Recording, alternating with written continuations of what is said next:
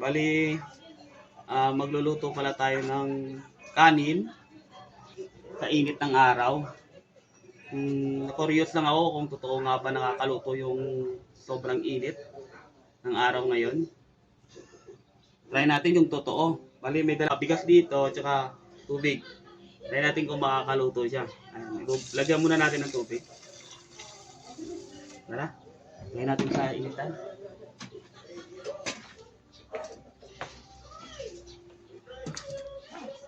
Balikan natin siya after 5 minutes.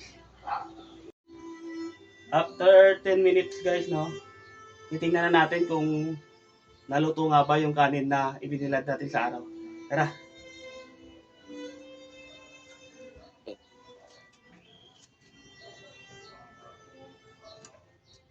Ayan guys, oh.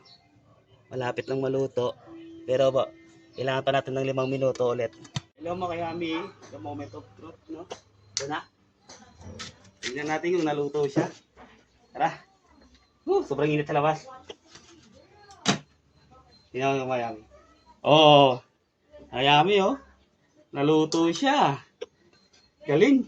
Grabe, nakaluto talaga yung sobrang init ng araw. Kain tayo mo kayami. Right, kain. It's a prank!